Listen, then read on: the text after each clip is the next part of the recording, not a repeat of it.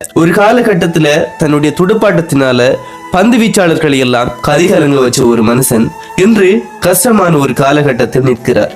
அவர்தான் சனத் ஜெயசூர்யா. இவரோட ஸ்டோரியை பாக்குறதுக்கு முதல் நம்ம பேஜை ஃபாலோ பண்ணாதவங்க ஃபாலோ பண்ணிக்கோங்க.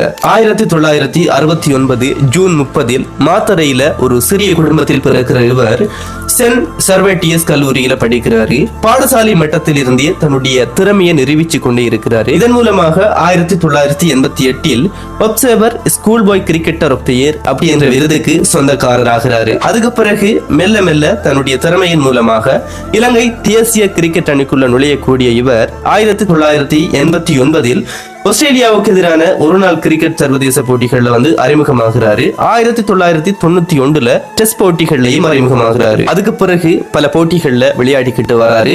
அதன் பிறகுதான் 1996 ஆண்டுக்கான உலக கோப்பையும் வருது. அந்த காலத்தில் ஓடிஐ கிரிக்கெட்டில் ஒரு வழக்கமான பாணி இருந்தது. தொடக்க ஓவர்களில் மெதுவாக ஆரம்பித்து கடைசியில வேகத்தை அதிகரிப்பாங்க. இந்த பாணியை ஜெயசூர்யா அவர்கள் மாற்றினார்.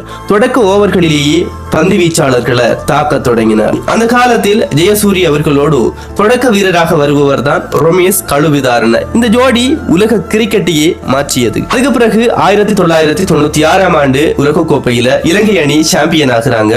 இந்த உலக கோப்பையை வெல்றதுக்கான ஒரு முக்கியமான காரணமாக இருக்கிறாரு ஜெயசூர்யா அவர்கள். அந்த ஆண்டு உலக கோப்பையினுடைய தொடர் நாயகனாகவும் தெரிவு செய்யப்படுறாரு சனத் ஜெயசூர்யா அவர்கள். அதுக்கு பிறகு கிரிக்கெட் உலகில் பல சாதனைகளை படைக்கிறாரு. ஓடிஐ கிரிக்கெட்டில் 10,000க்கும் அதிகமான ரன்களை கடக்கிறாரு.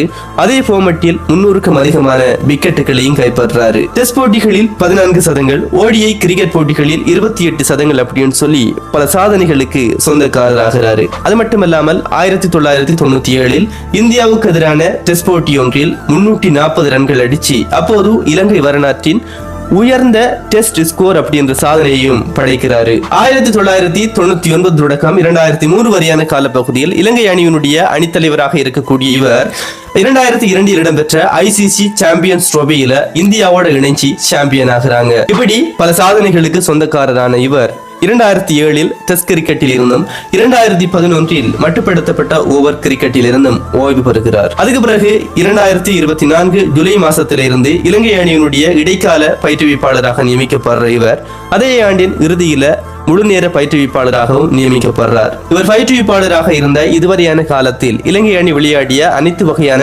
74 போட்டிகளில் 34 வெற்றிகளையும் 38 தோல்விகளையும் சந்தித்திருக்கின்றன. இப்ப நடந்துட்டு வரக்கூடிய 2020 உலக கிண்ணத்துல இலங்கை அணியானது சூப்பர் 8 ஆட்டங்களில் மிக மோசமான தோல்விகளை சந்தித்து அரையிறுதிக்குள்ள போகாமலே வெளியேறி இருக்கின்றன. இதனைத் தொடர்ந்து எங்களுடைய லெஜெண்ட் சனத் ஜெயசூர்யா